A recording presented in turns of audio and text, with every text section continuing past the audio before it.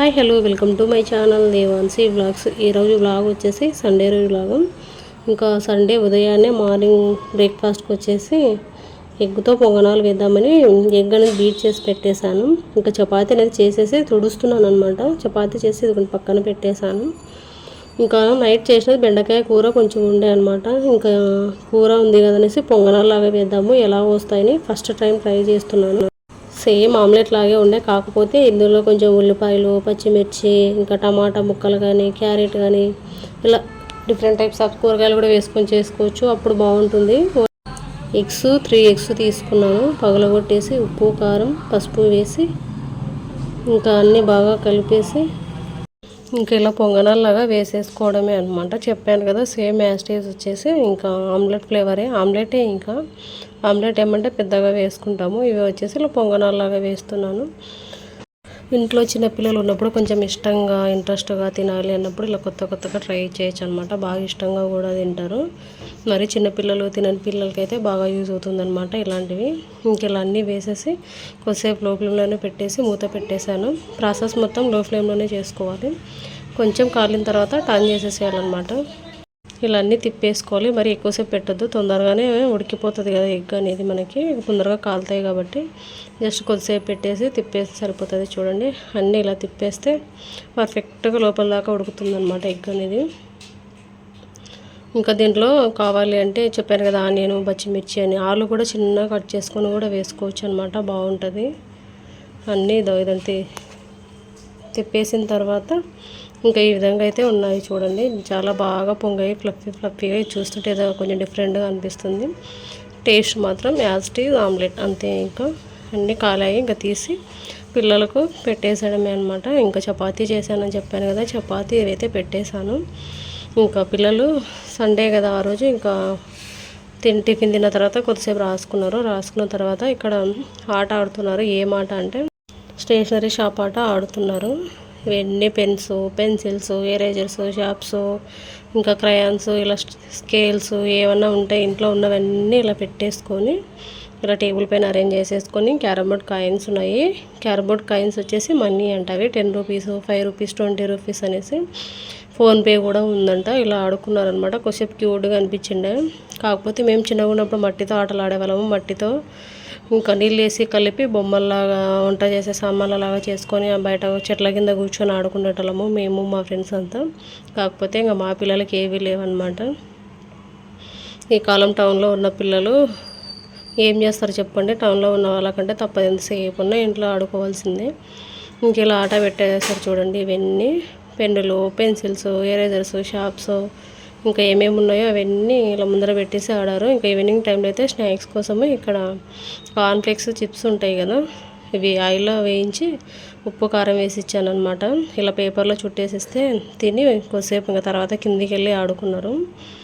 ఇంకా సాయంత్రం ఏంటంటే ఖచ్చితంగా ఏవో స్నాక్స్ ఉండాలి అనమాట. ఇంక చాలా రోజులు తెచ్చి సరే చేద్దాంలే అనేసి గుర్తుకొచ్చి ఇంకా చేసి ఇచ్చాను. ఇలా మంచిగా ఉప్పు కారం ఇలా వేసుకొని తింటే టేస్ట్ చాలా బాగుంటాయి ఇవి. ఈవినింగ్ స్నాక్స్ టైంలో లేదంటే పిల్లలు మధ్యాహ్నం స్కూల్కి లంచ్ బాక్స్ తీసుకెళ్తారు కదా, అప్పుడు కూడా పెట్టిస్తాను అనమాట, సైడ్కు తింటారు అనేసి. ఇంక ఇదిగోండి ఇక్కడ వచ్చేసి ఇంకా ఇది ఇంకొక రోజు అనమాట. ఈవినింగ్ సాయంత్రం టైంకి ఇక్కడ కారం బొరుగులు అనేది కలుపుతున్నాను. ఇంకా స్టవ్ పైన ఒకటేసారి పెద్దదే పెట్టేశాను. దీంట్లోనే బొరుగులు కలుపుదాము అనేసి ఆయిల్ వేసి కొంచెం పోపు దినుసులు, వెల్లుల్లి వేసుకోవాలి. వెల్లుల్లి బాగా ఎర్ర కావాలన్నమాట, కాలాలి. నేను ఇంక వెంటనే వేసేసాను. ఇదిగోండి వెల్లుల్లి కొంచెం ఎక్కువ వేసుకుంటే బాగుంటుంది. ఎర్రగా అయిన తర్వాత కొంచెం క్రిస్పీగా అవుతాయి, తినేటప్పుడు బాగుంటుంది అనమాట. ఇందులోనే కొంచెం ఇంకా ఎండుమిరపకాయలు, పల్లీలు, కరివేపాకు ఇవన్నీ వేసి బాగా ఫ్రై అవ్వాలి. ఇందులో పప్పులు, అటుకులు ఇవన్నీ వేసుకోవచ్చు అనమాట. ఇంకా అవి రెండు నేను ఏం వేయలేదు, ఇంట్లో ఉన్నా కూడా సింపుల్గానే చేశాను. ఇంట్లో మిక్చర్ కూడా ఏం లేవు, పిల్లలు స్కూల్ నుంచి వచ్చిన తర్వాత చేశాను అనమాట ఇది. ఇంక ఇలా బాగా తాలింపు ఎర్రగా అయిన తర్వాత కొంచెం పసుపు, ఉప్పు, కారం ఇవన్నీ వేసి స్టవ్ ఆఫ్ చేయాలి, లేదంటే మాడిపోతాయి అన్నమాట త్వరగా. ఇంకా కలిపేసి ఇందులో కావాల్సినవన్నీ బొరుగులు వేసుకోవాలి. ముందుగానే ఇంకా టమాటా, ఉల్లిపాయ 2 కట్ చేసి పక్కన పెట్టేశాను. ఇదిగోండి పసుపు అయితే వేసేస్తున్నాను. కొంచెం కారం కూడా వేసి కొంచెం ఉప్పు కూడా వేసాను అనమాట. ఇంకా స్టవ్ ఆఫ్ చేసి కలిపేసి బొరుగులు వేసుకోవాలి. ఒక పడి వేసాను కానీ సరిపోలేదన్నమాట. ఇంకా తాలింపు ఎక్కువే పెట్టేసానులేండి. ఒక 2 పళ్ళు బొరుగులు వేస్తే అప్పుడు కరెక్ట్ సరిపోయాయి. ఇంక ఇదిగోండి ఇంకా ఇక్కడ బొరుగులు అయితే వేసేస్తున్నాను.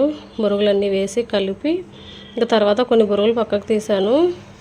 ఇంకొన్నిట్లో వచ్చేసి పిల్లలు టమాటా ఉల్లిపాయ వేసుకొని తింటారు, నిమ్మరసం పిండుకొని.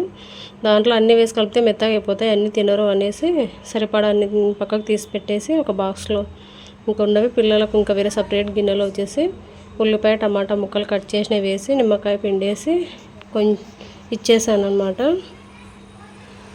ఇంకా అవే తినేసారు. ఈ స్నాక్స్కి ఈరోజు సాయంత్రం స్కూల్ వచ్చిన తర్వాత పెట్టినాక ఇంకా ఏం తినలేదు. ఫుడ్ వచ్చేసి తినండి అన్నం ఉంది, అన్నం కూడా తినలేదన్నమాట.